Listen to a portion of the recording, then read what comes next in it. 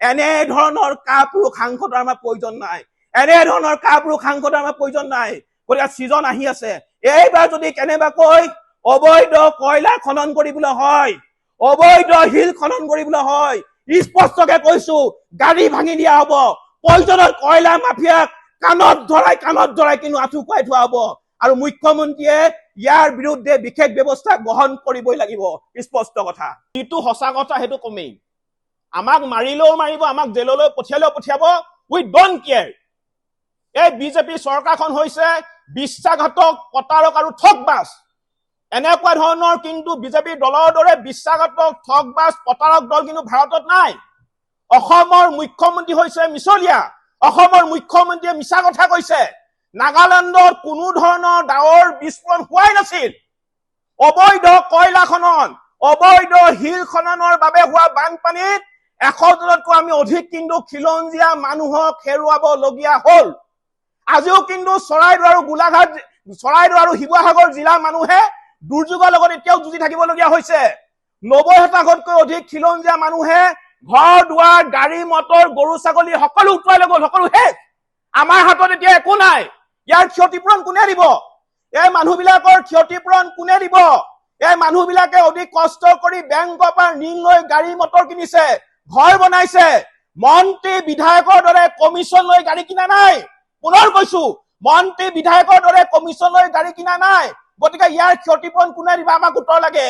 চৰাইদেউ শিৱসাগৰত হোৱা মহাপ্ৰলয়ৰ কাৰণ কি? আমাক উত্তৰ লাগে। কি কাৰণে অবৈধ কয়লা খনন, অবৈধ শিল খননৰ কথা চৰকাৰে গম পোৱাৰ পিছতো কোনো ধৰণৰ ব্যৱস্থা গ্ৰহণ কৰা নাছিলে? কোন সেইকেইটা বদমাছ বিধায়ক যিকেইটাই শিলৰ চিণ্ডিকেট, কয়লা চিণ্ডিকেট চলোৱাৰ ফলত 100 জনতকৈ অধিক মানুহ আমি হেৰুৱাবলগীয়া হল। হাজাৰ হাজাৰ মানুহৰ আজি জীৱন ধ্বংস হল। আমাক উত্তৰ লাগে, আমাক উত্তৰ লাগে।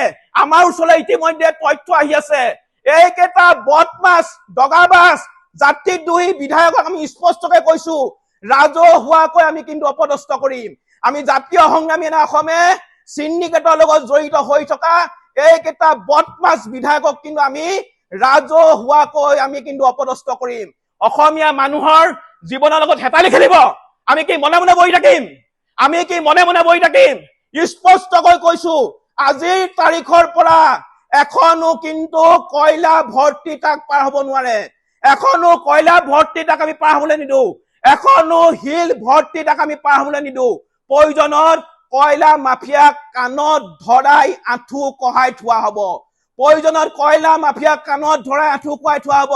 তহঁতি কয়লা খনন কৰিবি আৰু তহঁতৰ কাৰণে আমাৰ অসমীয়া মানুহ মৰিব, আমি চাই থাকিম। ইয়াৰ ওপৰত মুখ্যমন্ত্ৰী মহোদয়ে ব্যৱস্থা গ্ৰহণ কৰিব লাগিব। মুখ্যমন্ত্ৰী মহোদয়ে ব্যৱস্থা গ্ৰহণ কৰিব লাগিব। এই বানপানী কি কাৰণে হৈছে ইয়াৰ ওপৰত বিশেষজ্ঞ কমিটি আনি মুখ্যমন্ত্ৰী মহোদয়ে তদন্ত ঘোষণা কৰিবৰ কাৰণে আমি জাতীয় সংগ্ৰামী অসমীয়া দাবী উত্থাপন কৰিছো। আমি পুনৰ কৈছো, আমি প্ৰয়োজনত কিন্তু নাগালেণ্ড কিন্তু আমি অৰ্থনৈতিক অৱৰোধ গঢ়ি তুলিম। নাগালেণ্ডৰ বিৰুদ্ধে আমি অৰ্থনৈতিক অৱৰোধ গঢ়ি তুলিম। আমি মুখ্যমন্ত্ৰী মহোদয়ক আৰু এটা কথা কৈ দিব বিচাৰিছো, অতি শীঘ্ৰেই শিৱসাগৰ আৰু চৰাইদেউ এই জিলা দুখনৰ কাৰণে 10,000 কোটি টকাৰ বিশেষ পেকেজ ঘোষণা কৰিব লাগিব। 10,000 কোটি টকাৰ বিশেষ পেকেজ ঘোষণা কৰিব লাগিব। বানপানীত মৃত্যু হোৱা প্ৰতিটো পৰিয়ালক 20 লাখ টকা আৰু বানপানীত ক্ষতিগ্ৰস্ত হোৱা প্ৰতিটো পৰিয়ালক 10 লাখ টকা দিব লাগিব। অন্যথা আমি জাতীয় সংগ্ৰামী অসমে অসমৰ ৰাইজক লগত লৈ আমি ৰাজপথত আন্দোলনত নামিম। আমাক যদি কোনোবাই মাৰেও মাৰিব, কোনোবাই জেললৈ পঠিয়ালেও পঠিয়াব, স্পষ্ট কথা। উই ডোন্ট কেয়াৰ। আমাৰ অসমৰ অসমীয়া মানুহ, শিৱসাগৰ জিলাৰ খিলঞ্জীয়া মানুহ, চৰাইদেউ জিলাৰ খিলঞ্জীয়া মানুহ এই ধৰণে বানত মৰিব। আমি কি চাই থাকিম নেকি? আমি কি চাই থাকিম নেকি? স্পষ্ট কথা পুনৰবাৰ কৈছো, এই ঘটনাৰ উচিত তদন্ত হব লাগিব। আৰু এটা কথা আমি কব বিচাৰিছো, নিৰ্বাচনৰ আগত ঘনে ঘনে অসমলৈ অহা প্ৰধানমন্ত্ৰী নৰেন্দ্ৰ মোদী, গৃহমন্ত্ৰী অমিত শ্বাহৰ এতিয়া খবৰ কি কাৰণে নাই? খবৰ কি কাৰণে নাই? নিৰ্বাচনৰ আগত চলাহী কথা কৈ অসমৰ মানুহৰ ভোট লৈ এতিয়া কেৱল মাত্ৰ অসমৰ সম্পদ লুণ্ঠন কৰাত ব্যস্ত। মই প্ৰধানমন্ত্ৰী নৰেন্দ্ৰ মোদীক সুধিব বিচাৰিছো, কিমানজন আৰু অসমীয়া মানুহ মৰিলে আপুনি অসমলৈ আহিব? কিমানজন অসমীয়া মানুহ মৰিলে আপোনালোক অসমলৈ আহিব? গতিকে ৰাইজে এই কথাবিলাক চাই আছে।